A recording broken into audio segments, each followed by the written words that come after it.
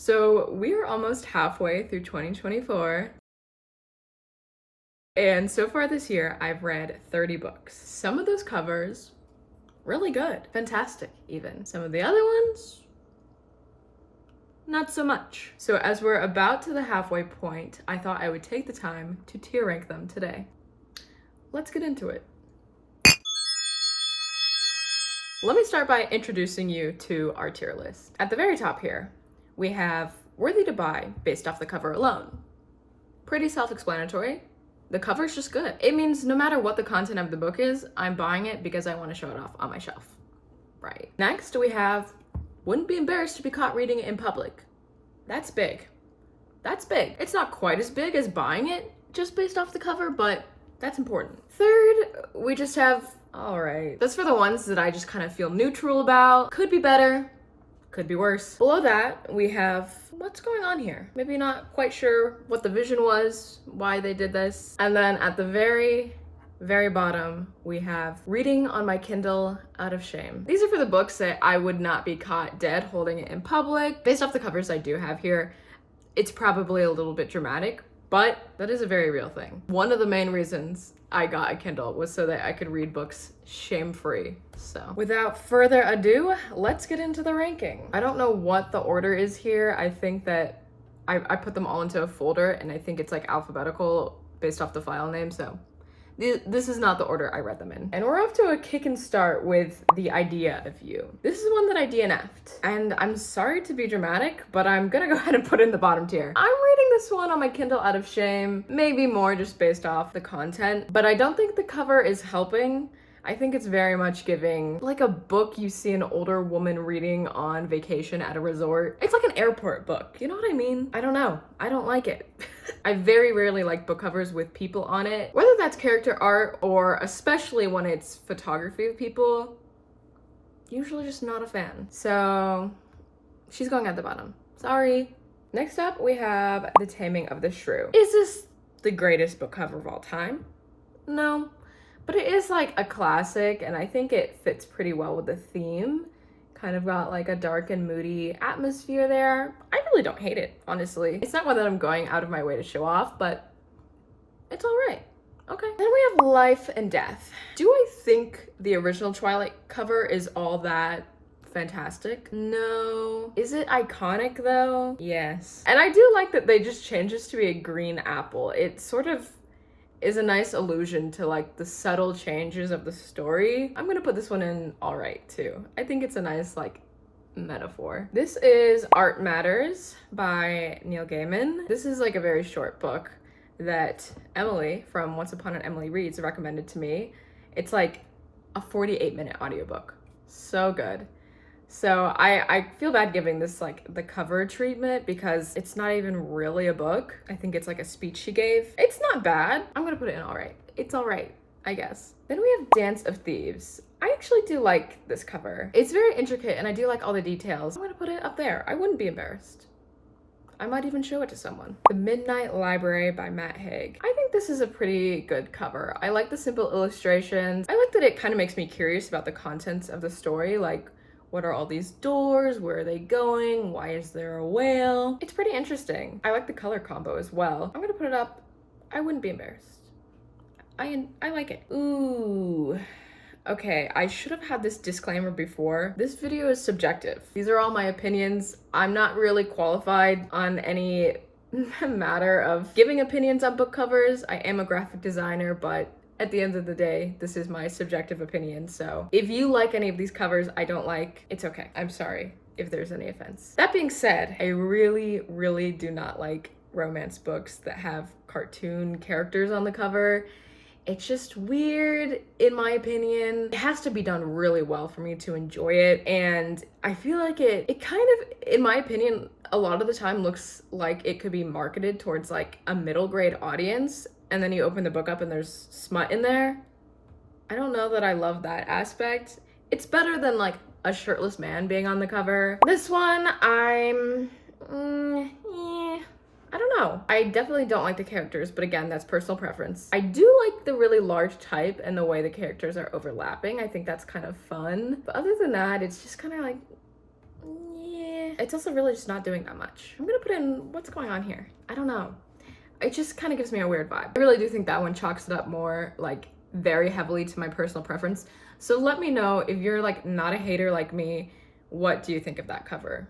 I think it probably could go either way. Now that's the same with this one. This is also a romance book that has cartoon characters, but I like this one a little bit more, and that's because I think it does a good job of immediately cluing you in that this is a Groundhog Day type story. That's why we have like the same visual repeated.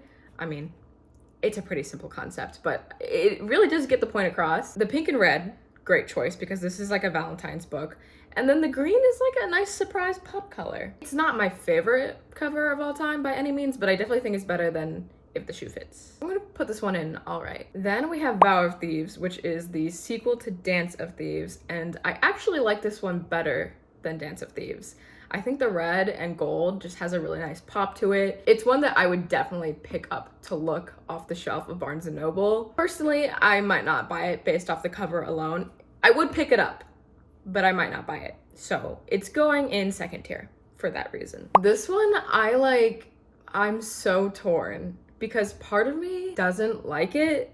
Like, I don't know, the face is so like the two eyes emoji and lip that's like, and it's kind of like ugly, but like maybe intentionally ugly.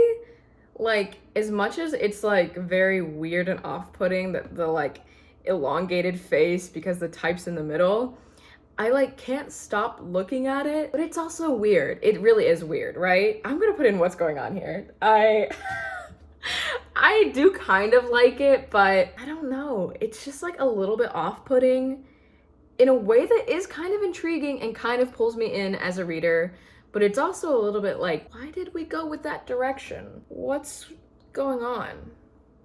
Literally, what's going on here? That's the name, so that's why it went there. We have our first top tier book cover. Let me tell you, this is based off cover alone because I did not like this book. I didn't really like it at all. I think I gave it 2 stars. It just wasn't for me. But that book cover, that's for me. And I'm glad I do own a physical copy of it because I love looking at it. You heard me say earlier that I don't like books that have character art on the cover, but this one is just so compelling.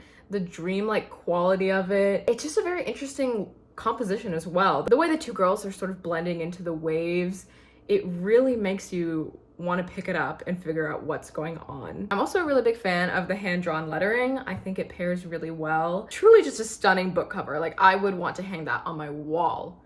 I love it. I will take no criticism on it. It's perfection. Following that one, I'm also a super big fan of the Big Swiss cover. I'm putting it at the top. This one is really trendy right now. So I don't know if I would still put this up here in a few years or if I'm just like a victim of trends. But I really like the kind of evocative classical painting paired with a nice like bright type. It's one that I'm just like, I really like looking at it. It definitely compelled me to read it. I like the typeface too. I think the yellow is like, it's equally as eye-catching as the image itself is, which I think is a really nice pairing. I'm a fan. The love wager. No, I don't really like it. Again, I don't like those cartoon characters, so it's immediately a no for me, but I also don't like love the color pairing. I would overlook this one at the store, absolutely. I'm not like, I wouldn't be necessarily ashamed, but I don't know.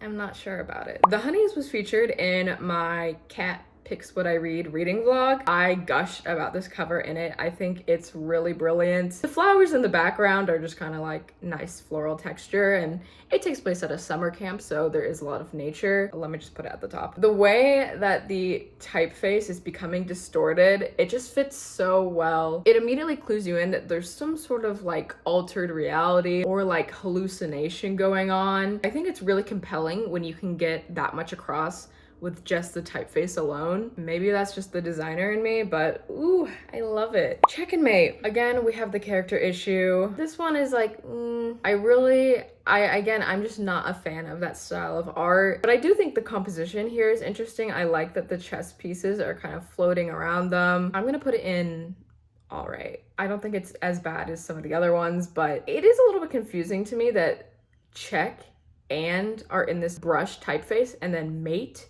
is in this sans serif, it really makes mate stand out, which maybe that was the intention of like them sort of being mates. I hate that word. But they're like, you know, it's a romance story. There's like a romance involved. Maybe to highlight that the title is really a play on words of like check and mate, checkmate, chess, but we're mates because we may or may not be dating.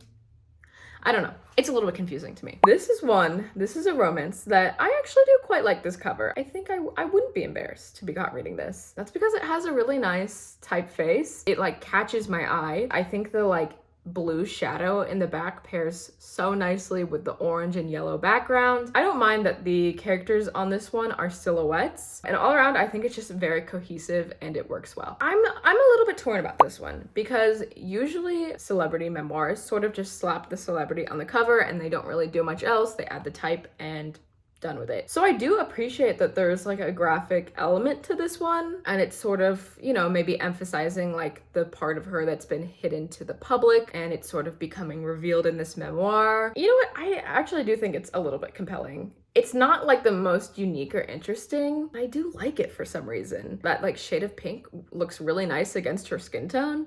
I don't know, I'm putting it in second tier. Maybe you wouldn't, but this is my ranking, so I can do what I want. This is another romance one that I do really enjoy, and I think maybe you and I are discovering in real time that I just like romance covers that are type-based. I wouldn't be embarrassed. I really do love this color scheme. The pink and red and then the pop of yellow. It's nice, it's compelling. This is the romance book that's sort of like an SNL fan fiction, so I kind of like how it looks like stage lights are coming up off the type. Yeah, I just think it's a really nice design. It's one that I would like borderline consider buying off the cover alone, but not quite. You again. I mean, I know a lot of this video is like a really hot take, and I think this one's gonna be really hot. I just don't really like it. I don't know what it is. I think maybe it's just because it's very clear to me in this like art that it was like a, what is his name? Oh, and that it was an Adam Driver fanfic. And this is why I don't like character art on the cover, because I'm like, oh my god, the artist knew it was based off Adam Driver and they did not hold back on that drawing. That really looks like him to me. And it's just really off-putting. I do like the textures and colors that are showing in the background. I do like the yellow type though. I'm gonna put it in all right. It's all right. It's not the worst ever, but it just like kind of makes me shudder a little bit. But that's a me problem. That is a me problem. They Never Learn. This one, I don't know. I don't think it's super compelling. We have a woman with red hair and it's in her face. Okay. It's all right. It's okay. You can immediately tell that it's probably a thriller. It's just really not doing that much. Ooh. And if you watched my last video, then you already know how I feel about this one. You know that I did, in fact, read it on my Kindle out of shame. I do not like that cover at all. Weird stock photo, Photoshop. No, it's not for me. But if you want to see how I would have done it as the designer, watch my last video because I redesigned the cover. This next one is one of my favorite 2024 covers.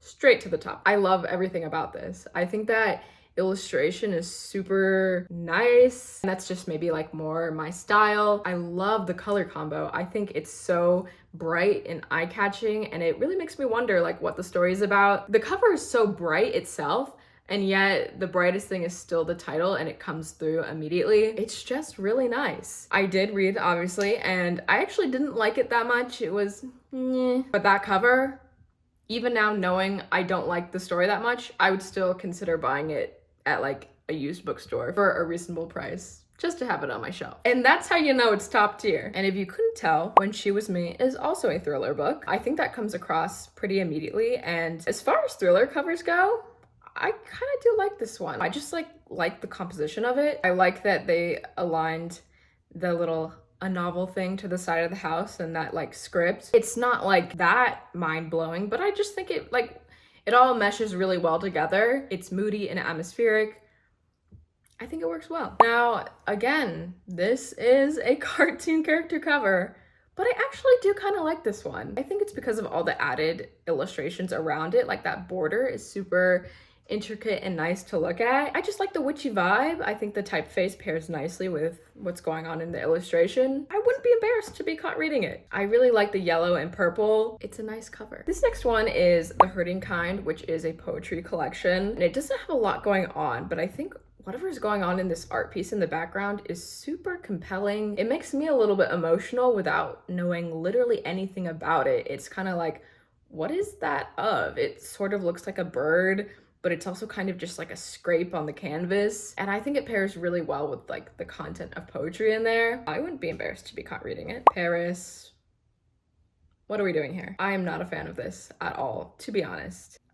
It's making me think what's going on here. Like I mentioned earlier, a lot of celebrity memoirs kind of just slap a photo on it and then there, but I just really don't like this image. I do think it was supposed to be a pretty clear metaphor that we're getting the story of what Paris is like to the public eye, but then she goes a little bit deeper and we see a side of her that the media really didn't know about until she released this memoir. So it's sort of like the two sides of Paris, which is a nice visual metaphor, but other than that, it's just kind of a weird photo. This is like me top level hater right now, so I'm sorry, but it sort of looks like the advertisement for a clothing line at Kohl's. I don't really like it, and I think the black border around the edge is just a little bit weird. I can't really figure out why they did that. I've definitely been there as a designer where I finish a design and I'm like, it's just missing something. And then I put a border on it. I literally did that in my last book cover design video and I had to change it because it flopped. And then immediately after that, we have the Britney Spears memoir, which again is the same thing. It's just a celebrity image slapped on a cover with some type. I do sort of like this one. Her being topless, it feels very vulnerable, much like the content of the story itself. But at the end of the day, it's a picture with type on it. It's not really doing that much. So for that reason, I'm gonna put it in all right. And we have another cover that's going straight to the top. I love the Crying in H Mart cover. I have been looking at it in bookstores for years since it came out, wondering what is this story about? I love the illustration on it. I love the hand-drawn type. The way that the noodles are making an H, it's just super clever. I really enjoy looking at it. I would love this as a print in my home. I'm so glad I have it on my shelf. I think it's a top-notch cover. Technically, Michelle Zauner is a celebrity. She's the lead singer of the band Japanese Breakfast. So that is an example of a celebrity memoir that has a fantastic cover. Just for the Summer is one that I actually just finished. And again, I'm not a lover of romance covers, but I do really like this one. I'm gonna put it in second tier. I really like the colorful illustration of the lake in the summertime. It's just like a very pleasant cover to look at. This is where I think the direction of these sort of trendy romance covers should go. Like, let's get more going on in the background. Much like the Witch's Guide cover, it has just another layer of visual interest. It's not just the characters on a flat background, you know? Like, give me something more. And here we are at the last book cover. This is Divine Rivals. I think people are not gonna be happy for what I have to say here. I am not a fan of this cover. I do like it better than the UK edition that has characters on it. You know what? No, I have to speak my truth. I'm putting it in what's going on here. I am fully aware that those are supposed to be like typewriter keys because the whole thing is the stories they write to each other on their typewriters. But I think at the scale, how it's increased to be like fit that title, it doesn't read like a typewriter key to me anymore. They really look like cupcakes to me. Okay, you know what? Maybe that's an iris because her name's Iris, the character. I don't know what flower that is. If it was an iris, that would be nice. It just doesn't really do that much for me.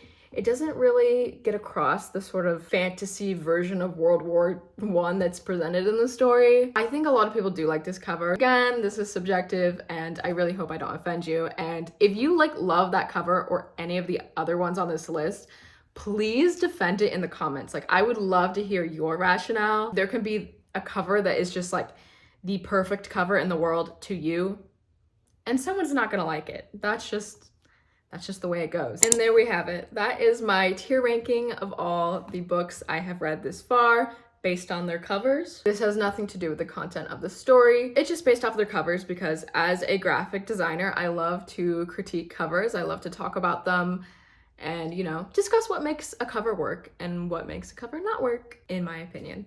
Let me know the best book cover you have read this year in the comments below. I would love to take a peek. And with that, I will see you in the next one.